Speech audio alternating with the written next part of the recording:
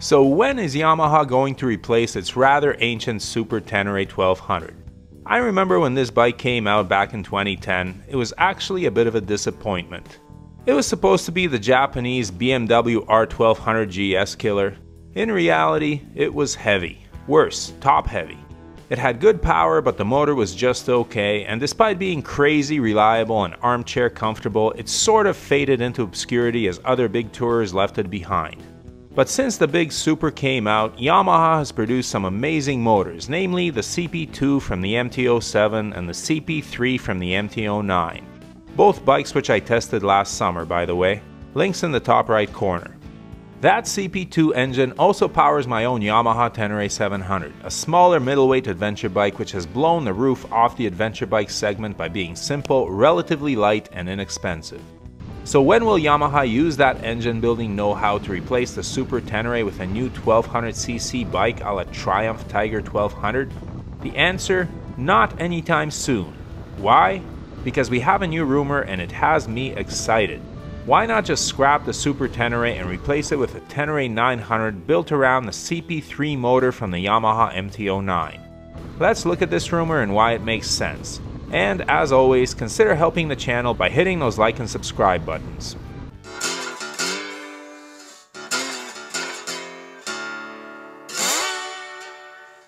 There used to be three sizes of adventure motorcycles: small, medium, and large.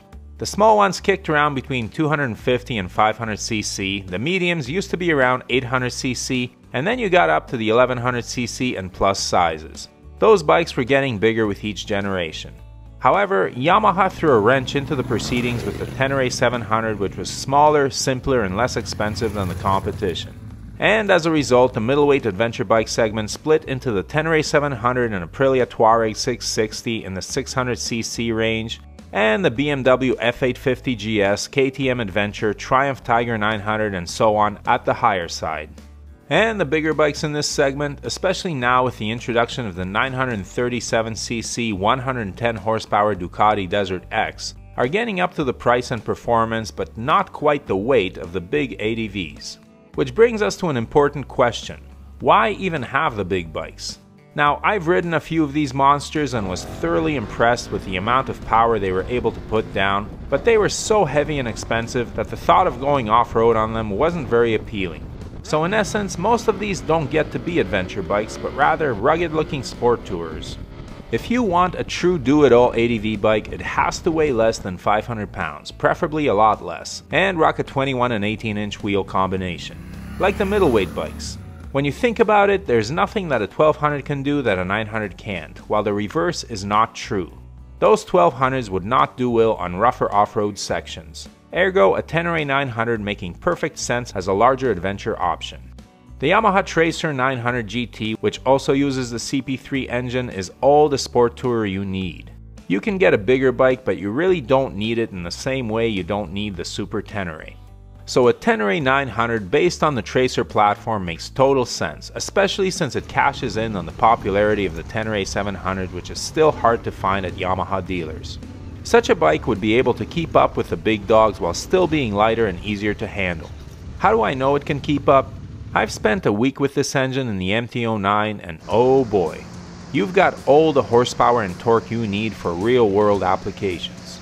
We don't have autobahns around here, but we do have plenty of twisty roads and trails that better suit a 900 than a 12. And judging by the sales of other ADV bikes in this displacement range, the market agrees.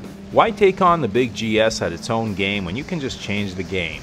A T9 could make use of the same modes and electronics offered on the Tracer, even the electronically adjustable suspension, while undercutting the big bikes by thousands of dollars and providing a more versatile riding experience. So how credible are these rumors? Well, they're all over the online motorcycle publications, some of which are hinting at a November launch at EICMA. However, as cool as this would be, I have to hit the brakes for a bit. First, we are in the middle of an economic downturn plagued by massive inflation and supply chain issues. Not the optimal time to release a new bestseller. Second, as awesome as the CP3 motor sounds and performs on pavement, twins are generally better suited for off-road action than triples.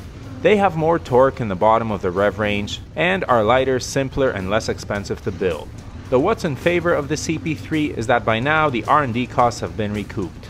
Finally, and this applies to Americans and Canadians in particular, we're probably going to have to wait at least an extra year while Euro and Aussie riders are blasting around on their T9s teasing us on YouTube. Remember how long the T7 took to get to dealers? They're still hard to find. Oh, and one more thing. Some of the rumors I've been hearing state that the new bike will have a 19-inch front wheel and be more road focused. This is news I don't like one bit. What is the point of another sport tourer when the Tracer already exists? To me, the artist's renderings floating around the internet look pretty awesome. And if Yamaha wants to keep the Tenere legacy alive, the bike should look like those designs. Or at least have two versions of it, like the GT and Rally Triumph Tigers. This looks like the proper machine to take on the Desert X, Tiger 900 Rally, and 890 Adventure R. So what's the best scenario? That a bike that looks like the artist's rendering shows up at EICMA 2022 in November and is released in North America first.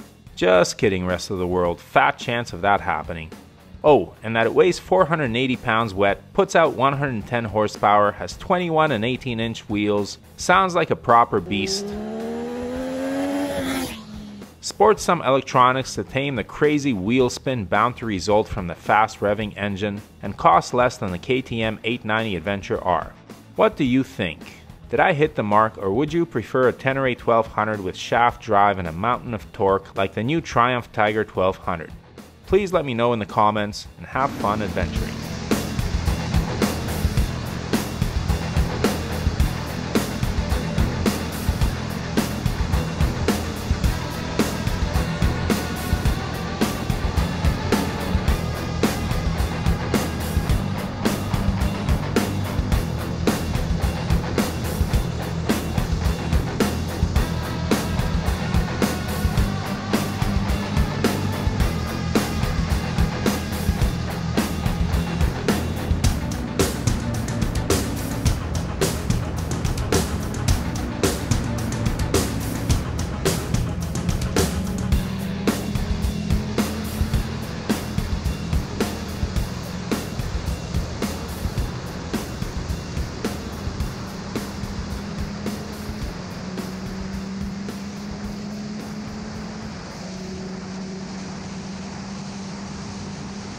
If you're interested in any of the gear that Brooke and I wear or use, or the camera equipment we use to film this channel, the links are below. Everything listed there was bought with our own money and we are not sponsored by any company. However, the links below are affiliate links and the channel is paid a small amount for referring you to shop at no additional cost to you.